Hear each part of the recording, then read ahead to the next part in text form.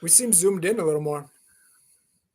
Yeah, a little bit. Welcome into another Running with the Wolves podcast on the Believe Sports Network. My name is Gabe Anderson. I'm joined, as always, by Chris Emerson. Chris, how we doing?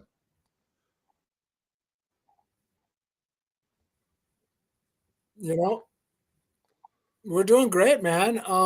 First place. I mean, we just can't get rid of this first place tag, so I'm all for it. I think I saw in our whole franchise history, we've been first place for 10 days before this year. Mm-hmm. And right now, I think we're at 62 or 63 days this year. So I think it's going in the right direction. Yeah, that's almost 2 full seasons of Survivor. So that's an There you go. impressive reign at the top. So what I wanted to do first, and what we're going to lead off talking about this episode, is I want to play this clip from Stephen A. Smith from I don't know what show it is, but I think NBA Today, and I just want to see your reaction to it. So here we go.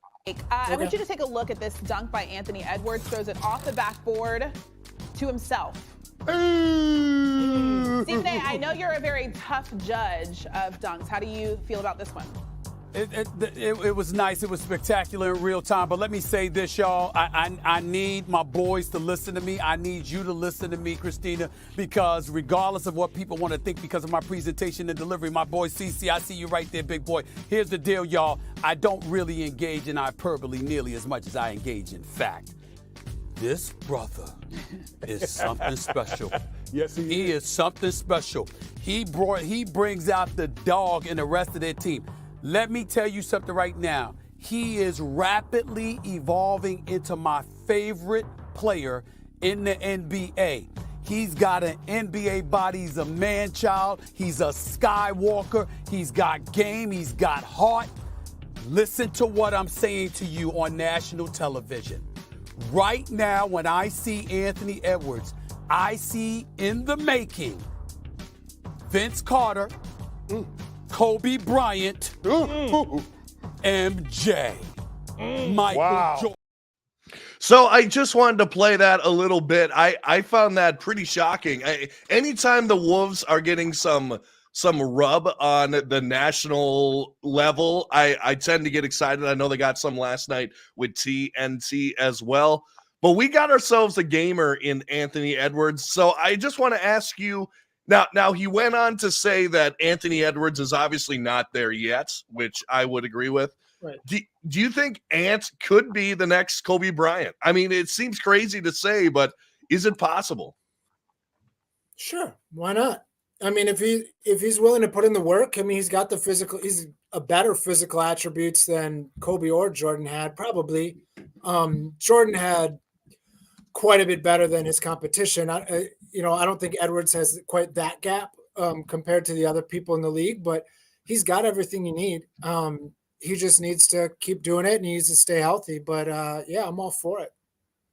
Yeah, and I was just looking at particularly, I like him almost as a mix of all of them. I don't want to say that he's going to be as good as all of the three mix, but he definitely has some Vince Carter in him. He definitely has some Kobe in him, and he definitely has some Michael Jordan in him as well. Now, you were talking about, I saw you on the fan page, not as impressed about his off the backboard dunk, but I got to say, as someone who was there in person, that was pretty impressive live. Like, that was pretty cool to see in something that you don't see all the time.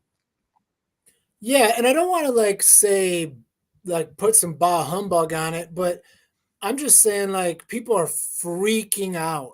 And it was I mean, it's fine. Tossing it, everyone who can barely dunk knows if someone tosses them a lob, it's easier to dunk it than if you are running up and dunking it normally. I mean, they're fine. Just off the backboard dunks just aren't that impressive to me. I mean, you're throwing it to yourself. You know where it's at. There's usually no one around you. I mean, clear lane he had. Simple dunk. It was fine. I mean, I'm happy it went in. We needed it at that time too. It wasn't just an all-star game or something that didn't matter. We needed buckets, and he was giving them to us. Yeah, and I don't want to say it was and one mixtape. It was and one mixtape worthy. which kids, if you don't know what that is, ask your parents. But it was, I will say, it was something to see live, and it's something that you I don't bet. see every day because he was caught. He had nowhere to go with the ball and just saw an Yeah, opening and took advantage of it. That's what, and it was in a clutch situation as well, because that game right. was far from with it was far from clinched at that A point. In fact, blowout. yeah, I think we were down almost 7 at that point. Yeah, I mean, it was impressive. Speaking back to what Stephen A. Smith said, I Yeah. caught that clip actually, and my favorite part of it was when he continued on. Like, I'm not really concerned about who people think someone might be because that's all just it's all just talk. Like, they're obviously not that person, you know. So who knows? He can go a million different directions still. I Mhm. like the Dwayne Wade comparison almost better, just because Dwayne Wade seemed to be. I don't know. I kind of like his defense a little bit better, but what I liked is when he went forward and he said, NBA, Timberwolves need to be on national television more. Put them on more often. I Mhm. loved that. And Yeah. later, I mean, everyone was talking about the dunk today. I heard Perkins said something great. He said, you know, everyone's like, oh, well, he's in Minnesota. That's, it's not big market. He said, well, it needs to be where we go then. If that's where he is, then the NBA needs to go to Minnesota to Right. watch. I mean, I love that the national media is saying that type of stuff. And we're in for a beautiful ride and people need to enjoy watching this kid grow. I agree. It's interesting that you say that. It's almost like the old adage from Field of Dreams, where if you build it, they will come.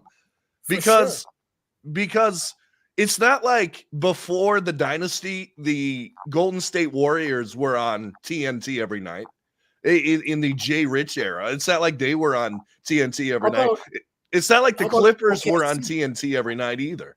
Well, how about OKC when they had Yeah. Westbrook and Durant? They were on TV all the time. Nobody Yep. cares. That's flyover country. What about Cleveland when they had LeBron? They were on all the time. We're talking Cleveland? What are we Yeah. talking about here? So it has nothing to do with market. It has to do with winning. And if we Mhm. keep winning, we'll be on TV. I agree.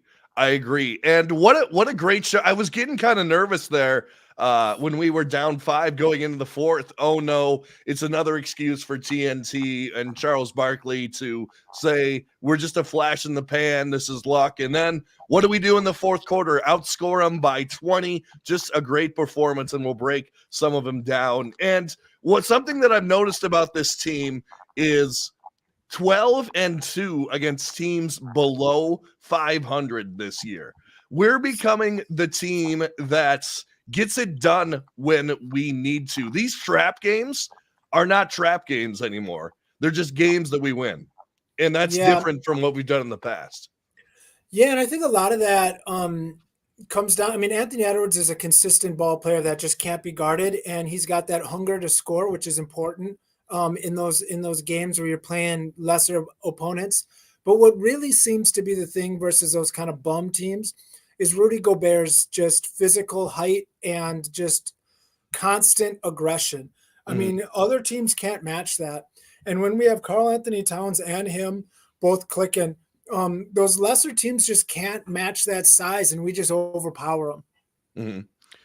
Yeah, and something that I've also noticed from the Timberwolves is how good we have been at home this season. We've been 17-2 at home. If that's not a home court advantage, I don't know what is. Yeah. And last year we went 22-19 at home. What's been different this year about winning at home? Now, I know some of it we've had some luck with opponents not being at full strength, but hey, you got to win the games on your schedule. Why have we been so good at home this year? The luck thing is important, but I mean, it's not like we're the only team that players are injured for. It's not Right. like they played all the games except for the Timberwolves game. So, like, whoever had that team before us probably also didn't play those stars. So, I mean, that just happens. I think it's just defensive consistency. If you stay consistent defensively, you'll be consistently in the game, and that's all you need to be when you're the better team and when you've got a closer like Anthony Edwards. And we've been saying it all season long. we said it all last season. Give this team an offseason to gel together. Like last season, Karl Anthony Towns goes down. Rudy Gobert has a augmented offseason where he's barely around at all. This team barely plays together. It's hard to implement a new point guard mid-season. That's what the Wolves had to do last season as well. And we can talk about Mike Conley too, who has been fantastic, shooting 45% from behind the three-point line this year. And he was huge last night. He's saved us in the fourth quarter when you said when we started we're down 5. I think he hit 2 threes in the first maybe 30 seconds of that fourth quarter, and it's like, oh, here we go. Now we're rolling.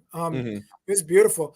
And talking about three-pointers percentages, like that is one thing I'm a little worried about with this Wolves team is offensively we're kind of like in the middle of the NBA right now.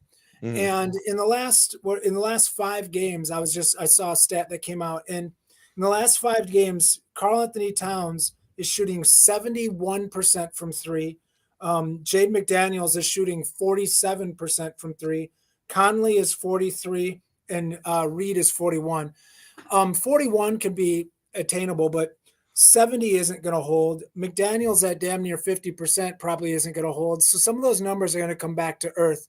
So we're going to have to find a way to keep getting points when those threes aren't falling.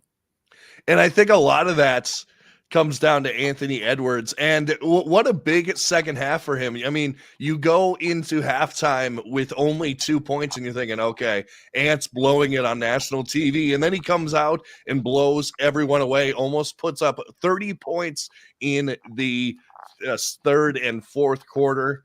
And man, he can, that's not to go back to Ant too much, but he can just turn it on in a second. Like out of nowhere, and it just becomes Ant time out of nowhere. So I in the beginning of LeBron's career, I went to every time he came to the Timberwolves, I would at least once a season I would watch him there. And one thing that I noticed was often going into the second half or mid third quarter, I was like, man, we got a shot. We got a shot. LeBron's only got 10 points. Like this is going to be great. We're really locking him up. And then by the end of the game, you'd look and he'd have 30, 7 and 7. You're like, what the hell happened? And that's what superstars can do. Like when they're going up against lesser opponents, they get people involved. They pass the ball around. They get their teammates eating. They get everyone feeling good. And then they can turn on the switch and just absolutely take over when need be. And Anthony Edwards is starting to get that. After a couple games where one game where he lost it for us by being too iso ball, too aggressive in the fourth quarter. Finch called him out saying he had, multiple turnovers. It might've been the Boston game down the stretch. I'd say Boston and Dallas. Yeah. Kind of the same scenario. So now I think these are all learning experiences for this guy. Like, yes, he played bad. And what did he do recently? Come out and go out of his way to help his teammates out, set his teammates up, make the extra pass, almost to a fault in the first half last game. Those are learning things. That's what's going to make this kid better and make our team better. I would be interested to know if maybe not Finch, but an assistant coach told him at halftime, like, take over this game. It was slow-mo. Did you hear that? I did not know. On TNT, they asked him, I think it was Charles Barkley asked him, hey, who can get on you? Like, he said he had like Charles Oakley and he had, some old vets that if he was dogging it one game would get on him, and, him being the superstar, who can get on you on the team? And he said, Kyle Anderson at halftime is the one who can always get on people. And he said he got on him and he said, you're playing like a scrub. You're supposed to be a superstar. You got 2 points. You're playing like a scrub. And that was all he needed to come out and ignite him. And those are some like when later on, I'm not saying tonight, but later on when we talk about trade deadline and stuff like that, I know we talked about trading slow-mo. Those are some of the intangibles that I think this team has that past teams have not had. And another thing interesting, going back to the Mike Conley points, I think he's only missed 1 game this season. What I want out of this Timberwolves team is it would be great if it's the number 1 seed, right? But it's not necessarily the number 1 seed. If we can get a top 4 seed and have it locked in. Like I'm talking like locked in. We can't go slower than 4. I'm talking home playoff series and give Conley and some of these other guys some rest. I would Gobert. love that. Yeah. Oh yeah. I mean, it would be huge. It's what we need. Because I mean, we're playing great right now, but we're what, 41 games in? I mean, we're halfway there. We're halfway there. Yeah, so it's going to be, the second half is harder for these older guys, so there's going to have to be more rest built in there. Mm-hmm. Yeah, and one thing we got to talk about from last night's game. How about the little 13-0 Nas run at the end of the first quarter? That was amazing. You talk about something cool to see live in person, the ant dunk. How about Nas going up for 13 points in 3 minutes? That was outstanding. And he forced the steal on his last 2 points, and Anderson paid him off. Man, Nas, to have that kind of guy off the bench, that's the definition of what you want for a 6-man. And he does it like no other 6-man has ever done it before. You just know when Nas is coming off the bench, he's probably going to hit a 3. Just cold off the bench. It's crazy. Most guys got to take 2 or 3 shots before they hit one. I would love to see those numbers. I would love to see first shot off the bench, 3-point percentage for Naz Reid. It wouldn't surprise me if it was 70%. I mean, It seems like it's been 6-7 games in a row he's done it. It's unbelievable. Let's say this. Karl Anthony Towns, when he's on, and Naz Reid, has there in the history of the NBA been a 1-2 shooting punch better than those two? I can't think of one.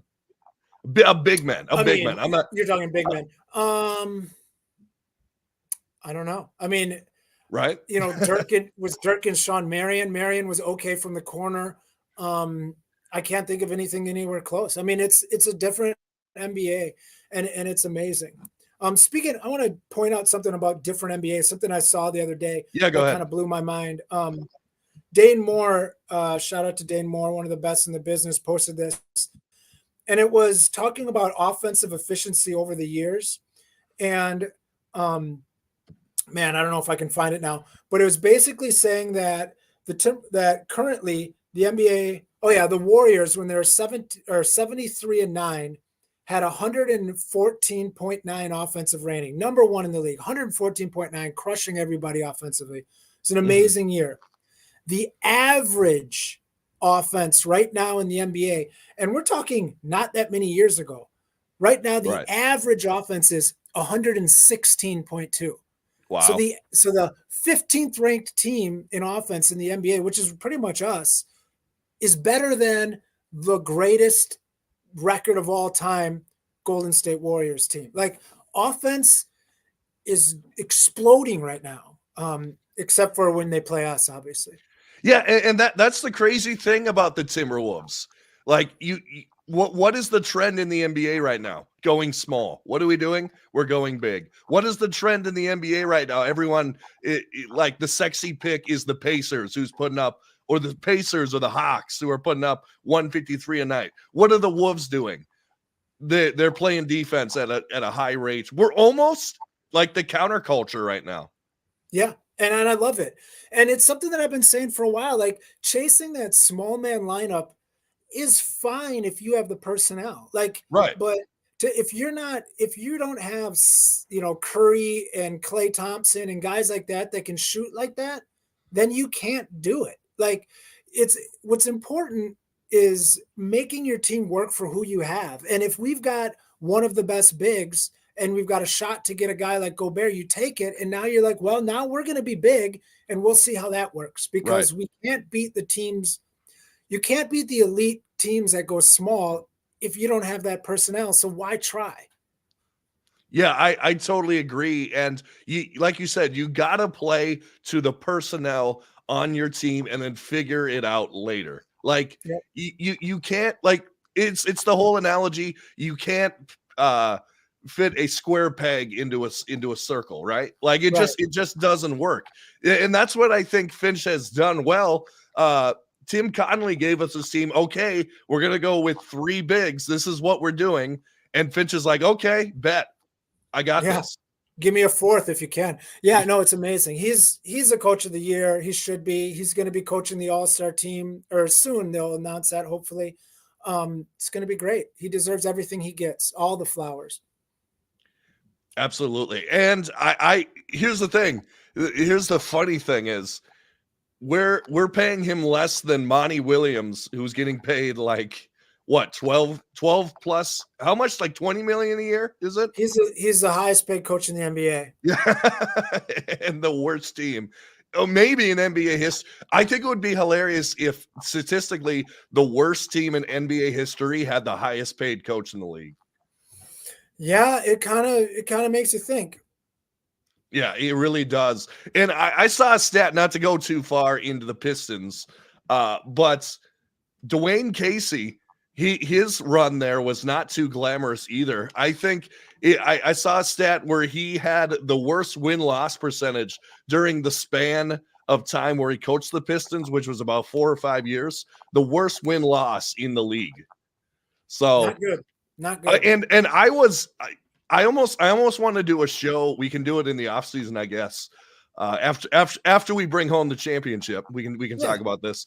I almost want to do a show where, and I want to ask you a question. I almost want to do a deep dive into like the Wolves after the Garnett or after the Western Conference Finals season, because I think it would be an interesting deep dive. I think we gave up on Dwayne Casey too quick, but that's just me. No, for sure. We did that for a handful of coaches. We were struggling. We were spiraling for years and years, and we were looking for a quick fix instead of staying with a path and trying to build a roster. And yeah, I was very disappointed with a lot of the moves we did over those times, but it got us to where we are now, and I'm happy with what we got. Absolutely. And could you imagine if the Wolves didn't luck out and get the number 1 pick in 2020? Could you imagine if we didn't have Edwards right now? Like, it's so crazy. And I know, like, everyone says life is just a bunch of chances. Life can change at an instant. But, like, the whole trajectory of our franchise changed on that night. Like, what if we ended up with Wiseman? Like, could you, like, what if Anthony Edwards didn't reclassify and come out early? I mean, or going out to college, because if he didn't reclassify, he would have been in Cade Cunningham's class. Like he's like a month older than Cade Cunningham, so it's not like it's all that crazy. So like then we would have been, maybe we would have taken Ball. We probably would have taken Ball, maybe, but we had D'Lo. Like that maybe it would have been Wiseman. Yeah, I mean, butterfly effect's a real thing. Yeah, and that's one of the reasons that you gotta love sports, though, is just I mean, it can change on a dime. Things like random things can happen, and just the pieces fall as they may. So did you want to talk about Jaden a little bit? I wanted, right, before we go into OKC. Yeah, I'm worried about Jaden McDaniels. Okay. I know he had a couple decent offensive, and I like what he's doing a little bit offensively here lately. He's being a little more aggressive, and that's like, I'm not going to stand up and clap for him. This is what, year 3, or like you should be. But, I was looking back on the last 10 games, and if we're going to be paying this guy $25 to $27 million a game, and he's averaging 10 points a game, like that's terrible. 10.9, yeah. Yeah, that's terrible for this point in his career. And especially when he's shooting well. Like you have to find a way to do better. Like, I'm sorry, what is it? Let's give it 11 points and 2 rebounds a game. Yeah, 11's fair. 11's fair. 2.5, maybe 3 rebounds, but still. That's terrible as a starting damn near 7-footer. Like, that's terrible. And he's played a little better. Thank you for that. But what we're going to pay him for, everyone's like, well, it's his defense we pay him for. It's his defense. Well, in the last 7 games, I'm going to start from the back. LeBron James goes for 26 on us. Okay. Well, if you're going to be this defensive stopper that's damn near a max player that's giving us 10 and 2 a night, you better be absolutely shutting down people. Like, not making it slightly difficult. Like, 27 million might make it that we have to lose Karl Anthony Towns in the offseason. Like, we might have to make huge roster moves because of because of that contract. So LeBron goes for 26 10 games ago. The game after that, OG Anunoby goes for 17 on 12 shots. Like, that's super efficient. You got to stop that. And he was also on Randall, some of that, who went for 40. The next time, we got Zion, who went for 27. Ingram, 19 on 11 shots. McCollum, 24. These guys are eating on our wing defenders. We can't have that. Jalen Green went for 20 on 16 shots on McDaniels. Plenty of times he got right by him to the rim. You got to be better. This is what we're paying you for. Then we got Dallas. Luka went for 34. Irving went for 35. Yep. Where's this defensive stopper? All defensive. I don't see it. Tatum goes for 45. Brown goes for 35. You're got to be doing better if this is the only thing you're doing. If you're giving us 10 points a game, the guy you're defending can't give us 45 and you want 25 million. Can't happen. And even Bogdanovich, this Euro-old slow guy, went for 20 points on 13 shots and trashed him in the first half. Like, he needs to I don't know what it is. Maybe it's just these guys are so good offensively that you just can't stop them, and that's a real possibility. And if that's the case, then we can't pay a guy, 25 million if you can't affect the game. So that's my rant. I'm frustrated because that contract is so big and it's going to maybe break up the core of this team, and we're not getting dividends. And maybe it's, maybe he could be a better offensive player if he had more shots because, he's playing with Anthony Edwards and Karl Anthony Towns, and that's a valid excuse. But if that's the case, then you need to move him because that asset isn't working for us. Like, if you have a Porsche and then you buy a Lamborghini and you only can drive one car, one's in the garage. So it's wasted money. If you're not getting the impact out of him for 27 million and you're going to have to move a guy like Karl Anthony Towns, who's a 25 and 10 guy, that's dangerous. I don't know. I'm worried about it. I hope it gets fixed. I hope, if he can get to even averaging 15, 16, that's different. And then we can talk, but you give me 16 and 4, 5, 6 rebounds. Okay. And great defense. I'll pay that for 25, but 10 points and 2 rebounds and this far into your career, that's terrible. Well said. Very, very well said. And I know we're going to make some enemies with that take, but I think that there is something to that. And as long as the enemies tell me where I'm wrong, I'm fine with that. If people say, oh, you're just, blah, blah, blah. Like, no, tell me what I said that's wrong. Explain to me how I'm missing something, and I'll gladly listen. Right. And like you said, like you pointed out, it's going to be hard to trade him this year, considering that he's not making that much money. It doesn't kick in until next year. So that'll be tough. So I will say he's got some time to grow on you a little bit. Like, if he starts, like, let's say we go on a playoff run and he's huge, that could pay dividends. But I understand what you're saying on that, and we're just going to let that marinate and see what people see. Go ahead. Yeah. And I was about to say, we did a video a while back that got a lot of heat where I said maybe we should move him and have Nickeil Alexander-Walker take his spot, because very similar. He looked great in the playoffs. Currently, right now, on guards and wings in the entire NBA is sorted by the best defensive estimated plus minus, like a way to validate defensive ability. Marcus Smart, no surprise, former defensive player of the year, number 1 at plus 3.5. Nickeil Alexander-Walker, number 2 in the entire NBA at plus 3.3, just right behind him. Alex Caruso, known defensive stopper, 3. Jonathan Isaac, known cripple, 2.7. And then Jaden McDaniels is 5 at 2.6. So it's not like he's bad, but we've got a guy making $5 million a year off our bench doing better than him. So, I mean, it may be expendable in saving 27 million and bringing in, some point guard help, because Conley is not going to live forever. Also, and the other thing I'll bring up before we break here, Jaden McDaniels does a lot of stupid things as well. He's punched a wall. He's plenty of technicals for no reason. He's getting technicals, almost costing us games. He's always in foul trouble. So I don't know. It's something to think about. It's something to think about. And I think And we'll the put craziest go thing ahead. is he's shooting damn near 50% from three and like 55% from like he's putting up great numbers. Just do more of it or something. I don't know. I don't know. Mhm. Do better. You got to be better. You got to Yeah, do more. You got to impact us more than just chasing guys. I agree. Well, I think we're going to put a pin in it there. Chris, thanks so much for being here. Yeah, no problem, man. And this is the Running with the Wolves podcast on the Believe Sports Network. Make sure to like, share, and subscribe if you're watching on YouTube. And if you're listening on Spotify or Apple Podcasts or Podbean or wherever you're listening, make sure to give us a 5-star rating because it really does help spread the word. And as always, go Wolves.